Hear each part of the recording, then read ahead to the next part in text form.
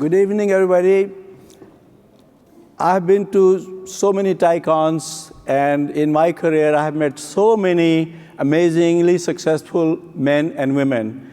But this woman that I'm going to introduce, she is absolute total package. You just cannot get any better. An athlete who went to Stanford on an athletic scholarship, an Olympian who won 3 times gold medals in luge, 10 times US national champion, became a pilot. She flew for more than 20 years for United Airlines and now JetBlue, 727, 737, 777, Airbus, you name the planes, and she has flown. Double masters from Stanford, and now she actually has become a venture capitalist. Just 4 months ago, JetBlue has the world's only airline company. There are a lot of corporate venture people, but JetBlue is the only airline company that has started a corporate venturing arm. And I call her fund an ever blue fund. And so that means she has unlimited amount of capital. It's a treasury money. So she doesn't have any LPs. So anyway, so here she is. And we're going to actually show a little video. So her full name is Bonny Warner Simi. So here it is. Please turn the video on. Just see. Thank you. First, I want you to take a look at the story of Bonny Warner. She is an exceptional woman who has achieved exceptional things. And she's been following a map that she laid out for herself at the age of 14. Now, your goals may not be as big as Bonny's, but there's a great lesson in her story. Take a look. I was your very typical high school student, and I remember saying, oh, we've got another assembly with another speaker. There was this guy that came to our assembly. He made a list of 100 things in his life that he wanted to accomplish, and he'd accomplished like 89 of them. And I couldn't think of 100 things to do in my life, but I could think of 5. I wanted to go to a good college. I wanted to go to the Olympics. I wanted to be a TV commentator. I wanted to be a private pilot, and I wanted to build a log cabin. And I have no idea where they came from. It was just dreams of a 14-year-old. Bonny Warner's big dreams became her map for life, but there were challenges along the way. Her parents divorced when she was young. We had some tough times. My mother was an elementary school teacher, and for a while she was disabled, and we were on food stamps for a little while. I knew I had the ability to go to any college, but we didn't have the finances. So I just really, really worked hard in field hockey so that I could get a scholarship to Stanford, and it worked. Bonny was ready for her next goal. I wasn't sure if I could ever really become an Olympic athlete, but I thought I could maybe be an Olympic torchbearer. And when there was an application for it, I filled it out, and bingo, I got it. It really changed my life. She was on her way to the Olympics. There she took a ride on that thrilling winter sport called luge. Because I wasn't thinking the very first time I took a luge ride that I would be on an Olympic team, but it very quickly became that. She took long breaks from college to keep her Olympic dreams alive. She sold her prized Olympic pen collection for extra money. Bonny made the U.S. luge team and went to the Olympics 3 times. After 7 years, she graduated and landed a job at a big market TV station covering the Olympics. Between edit sessions, I'd often have to go work out and run up and down the streets of San Francisco to stay in shape. With money in her pocket, she took off for her dream of becoming a pilot. And I fell in love with it the very first day, got a license 6 weeks later. Well, ladies and gentlemen, welcome to Oakland. Now I'm really in my dream job. I love what I do. I'm a 727 captain for United. You know, when I first started learning to fly, I didn't think to myself, well, I'm a girl, I can't. I leave the airport and I go to my other life, which is trying to make the Olympic bobsled team. I've never won an Olympic medal, and maybe the odds are against me.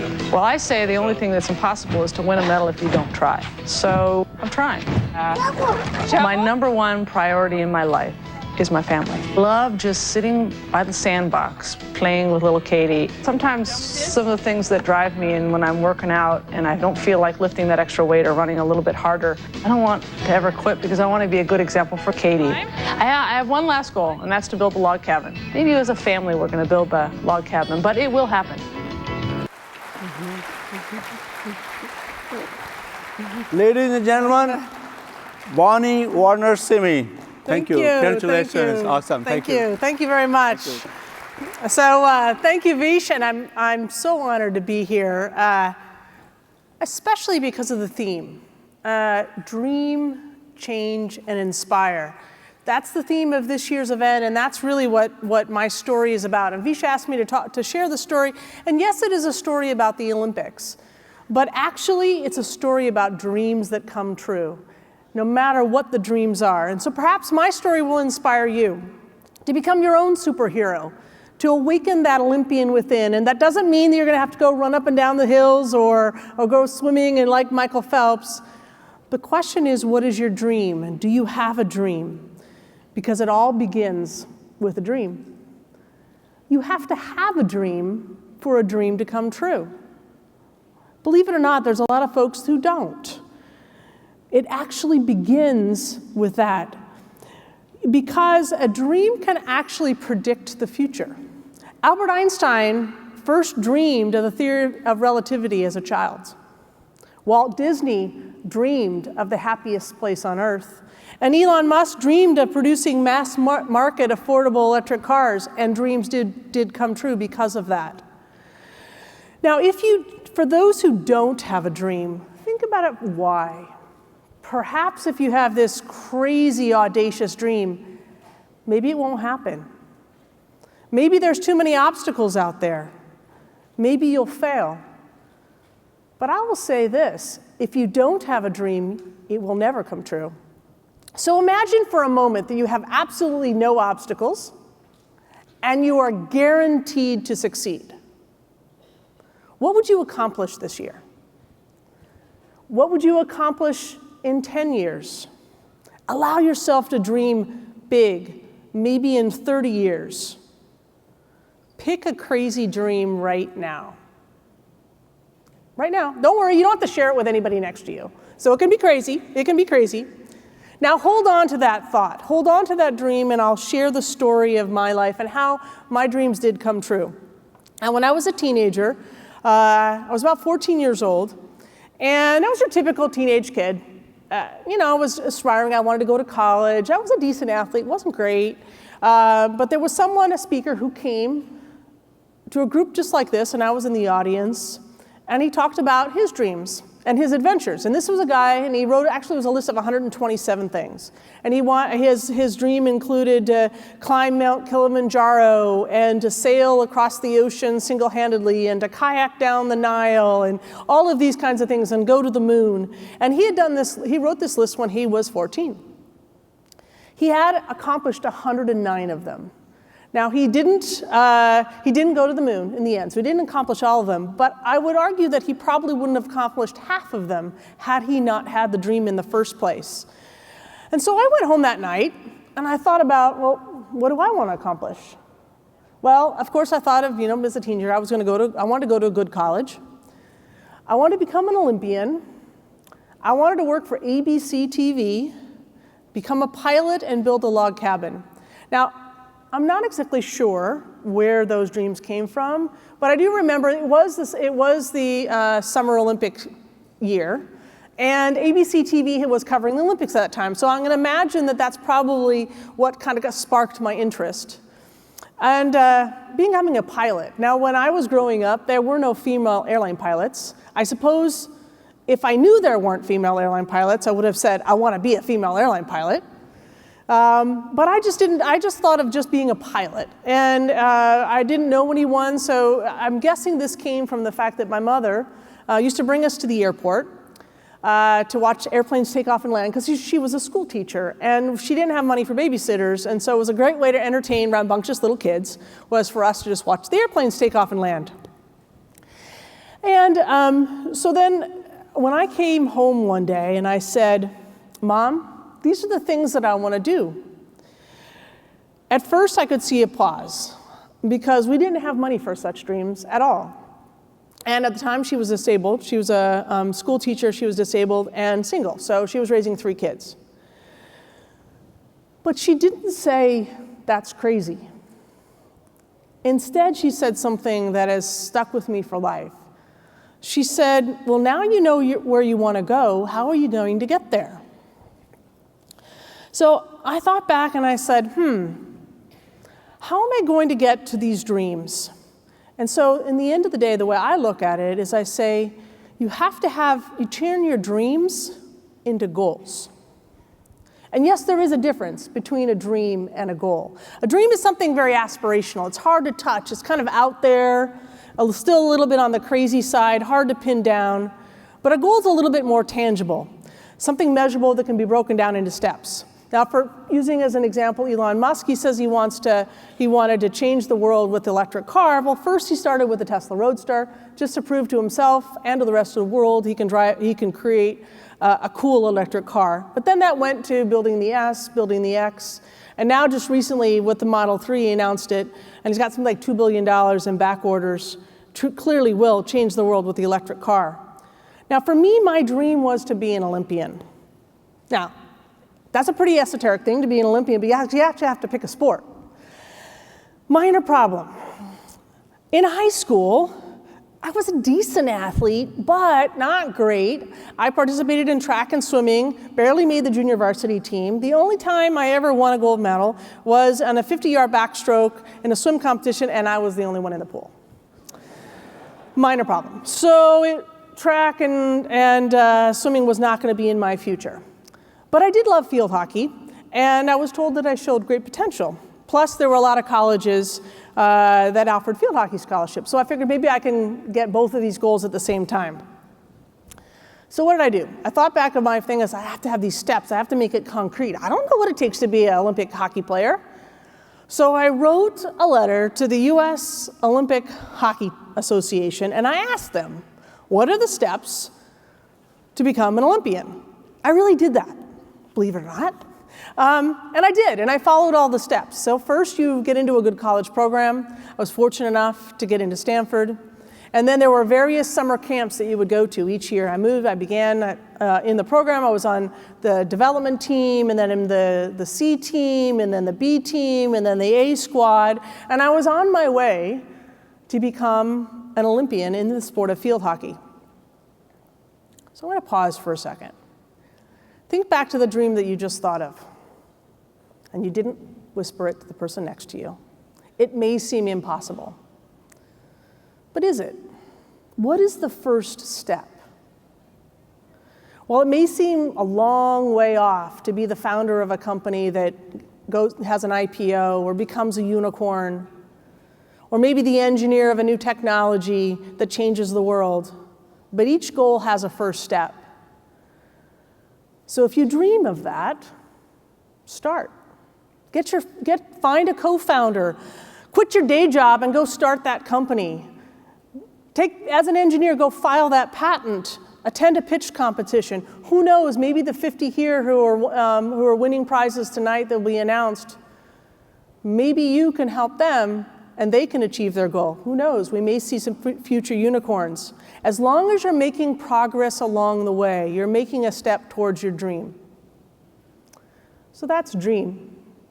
How about change? How does that fit into the picture? Now, who says when there's a fork in the road, you have to choose? I would argue to take both paths. In fact, you should always say yes to as many opportunities as you can, and pivot only if you have to. Be ready to change course. So for me, one path to the Olympics was through field hockey, and I was well on my way. But I tried another one too. There was an essay contest to be a torchbearer at the 1980 Olympics, and I just finished filling out all these college essays, so I was a typical college student, and I kind of repurposed one of my essays, and it looked pretty good, and I submitted it. Well, I won, and I was the California representative to the Lake Placid Olympics, which was in 1980. I got to carry the flame there, and we saw the opening ceremonies. We were having our torches in the opening ceremonies, and in the closing ceremonies, and the victory ceremonies every night. I got to see all the gold medalists parade in front of us. I watched the USA-Russia hockey game right there. I was sitting front row. I saw all of Eric Heiden's Olympic gold medals. And I also saw this really crazy sport called luge. It's where you lie on your back, go feet first, 80 miles an hour. And I remember thinking to myself, they must be nuts. But it sure looks like fun. Now remember, I was a college student this time. I was a freshman at Stanford, and I'd taken winter quarter off to go to the Olympics. Well, so I didn't have to be back in school until the end of March, and it was now the end of February, and I was in Lake Placid. So I had a month with nothing to do and no money to do it with. But then there was this luge camp, for only $8. And I thought, wow, I can do that. So I decided I worked during the evenings helping to clean up the town, the hotels and all that kind of stuff, so that I had free food and board, and I started doing luge. And it is one of those sports where you can pick up fairly quickly, at least to be good enough where someone says, well, you have potential. And I just fell in love with the sport. I remember thinking, how could I continue in this sport, and how might I actually make an Olympic team? Now, I have to figure out those steps again. What are the steps to make an Olympic team? So I sat down with the coaches and I said, well, how do you actually go about doing this? And the coach said, well, first you have to make it down to the bottom of the track. It's a little harder than it looks, actually. And then eventually a junior race, enter a junior race, and then a senior race. And then after a few years, maybe you can win a senior race, and then maybe you can get invited to the Olympic trials. And if you're lucky, if you finish in the top 3, you can make an Olympic team. So I studiously wrote down all those notes. And I followed that path. And in 4 years, I made the Olympic team. So to the entrepreneurs and the dreamers in the audience, and I hope this is absolutely everybody in the room, I would argue, say yes to every single opportunity. You never know where it may lead, and you never know how challenging, no matter how challenging it may be, you never know where it can go. And now let's talk inspire, that final piece. No matter how good you are, you can't do it alone. And if you are somebody who's already there, think about those behind you, because perhaps you can help them achieve their dreams. So as a young 17-year-old athlete, I asked the coach, so who are the best in the world? And he said, well, the Germans are the best in the world. So I scrimped up and I saved up money to go fly to Germany. And I showed up in this little town in Bavaria, and I asked if I could train with the German national team. That seems a little crazy to be asking that, but that's what I did. And so the Germans, who had never heard of me, figured, well, the Americans aren't any good, and we've never heard of her, so why not? Well, it was a disaster. Well, I should say I was a disaster. It took me 3 weeks and 50 tries to get to the bottom of the track. I was so bruised, but I wouldn't give up. And the Germans actually, after 3 weeks, they were struggling because they said, well, we have a choice. She's obviously not going to give up. Well, they didn't know I just didn't have money to change my plane ticket to go back home, so I had to stay. But they either had to kick me off the track or they had to coach me. And I was trying so hard that they couldn't bear to kick me out of town. So they decided to coach me. And they helped me survive, but then they also helped me succeed. And yes, so the Germans took me under their wing, and they really were the best in the world. So when I went back to the US, I entered that junior race, and I won it. I would never have been able to do it had the Germans not reached out to help me. So when I think about these things, I say, there's 2 types of people who deserve to be mentored. There's those who try hard and fail and get back up again. Or there are those who are successful and are still open for coaching. You'd be surprised how many people are successful out there and think they already know too much. But the best people, the ones who are the most coachable, who will go the farthest, are those who begin in one group, they fail and get back up again, and transition to the other and become successful and are still open for coaching. Everybody loves to help someone who actually follows his or her advice and then becomes successful and attributes that success to the mentors who help them. So I would never have achieved my goals if I had tried to do it all on my own. So think about it. Is there somebody here who has already achieved what you wish to achieve? Have you achieved something that you think someone else might wish to achieve? I believe that's partly what Taikon's all about, is matching the 2 of you together. So if there's only one thing that comes away from this today, is I do hope that the mentors and the mentees do connect. Because I've had so many mentors in my life, and I've achieved almost all of my dreams because of that. I did go to a good college. Dream number 1, check. I competed in not 1 Olympics, but 3. Dream number 2, check. Then after the Olympics, an ABC TV commentator came up to me and asked me, he was from the local station, and he asked me, what was I going to do after college? And I said, I'd like you to hire me. He did. So I was hired by KGO TV, which is an ABC TV station. I was a writer, reporter, producer here in San Francisco for several years. Dream number 3, check. What about that pilot's license? Let's talk about that. Yes, I had dreams of becoming a pilot.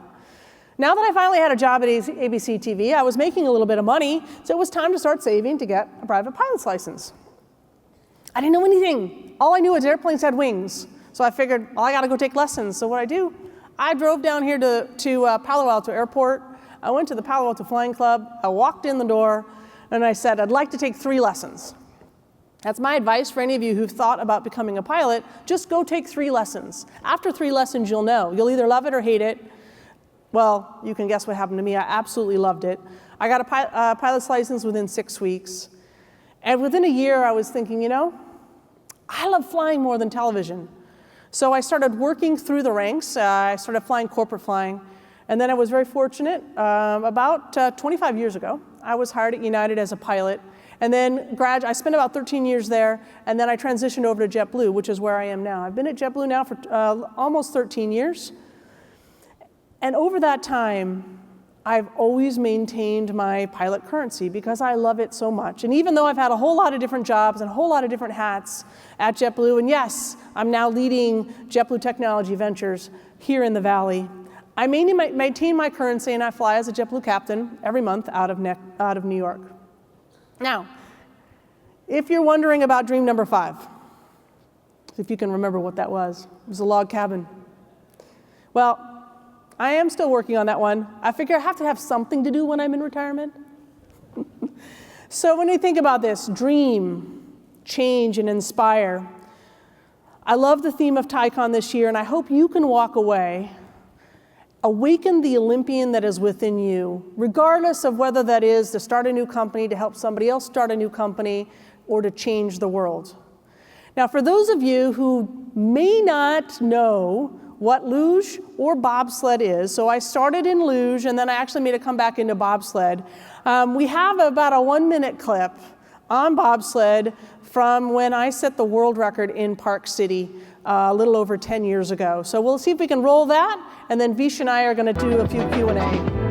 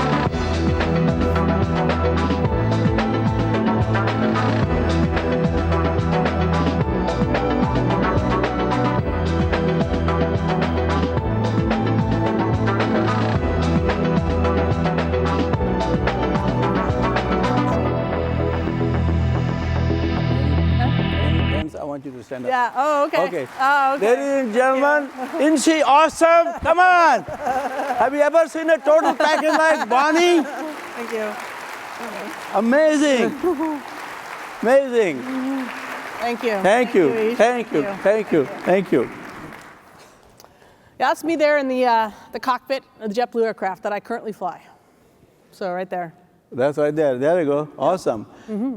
Anyway, we just have time for 3 questions, and so I have 3 questions for you. Sure. So, I mean, this. He's not going to give you guys any chance. No, because I have crowdsourced some questions. Okay. Oh, okay. People have read your bio, so it's all coming from them. Plus, I invented some. So, anyway, I mean, this story. I mean, your story. What you've done.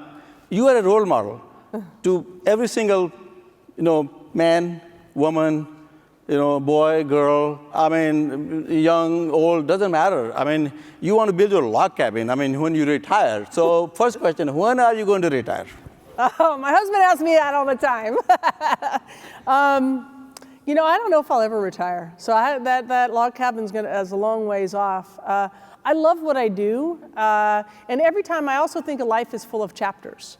And I started out as a student, right? So chapter number 1, chapter number 2, Olympic athlete, chapter number 3, TV commentator, chapter number 4, pilot, executive, and now venture capitalist. So I have, each chapter has been about 10 years. So I've got 10 years as a venture capitalist, and then I don't know what else I'm gonna do. I want to do a startup after that. So why not? There you go. See, guys? He wants to do a startup. So the log cabin idea is postponed for a bit? It's postponed for a little while. Just postponed for a while. Okay, that's good.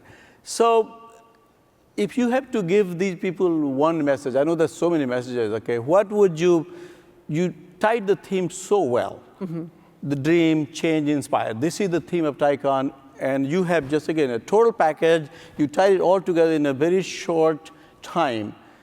Is there any one message that you want to give to these people? Another that you missed? I truly believe that people do not dream enough.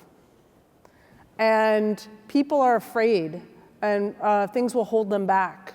I truly believe that people need to dream more and then write down those dreams. You'd be amazed. I would have never, ever thought truly that I could be an Olympic athlete unless I wrote it down. It just became that internal compass. So I just dream more. So write it down and look at it, right? Good, great, thank you.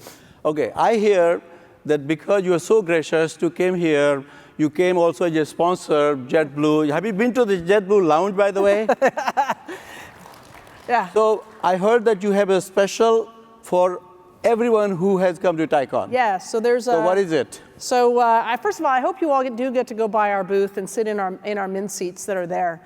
So we've just announced, I'm able to share with you that if you are a frequent flyer on any airline and had achieved any kind of status whatsoever, silver, gold, plat, whatever it may be, premier, no matter what airline it is, and if you go to the booth tomorrow, we will give you automatic Mosaic status, which will get you in the lines faster. You'll get through the lines faster. You'll get free bags, much better check-in process. So you'll become an automatic Mosaic on JetBlue at the booth tomorrow.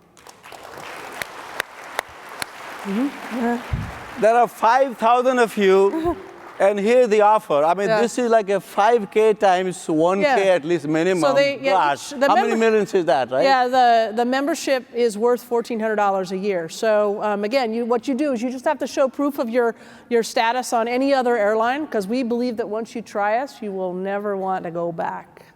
Thank you very much, Bonnie. Thank you.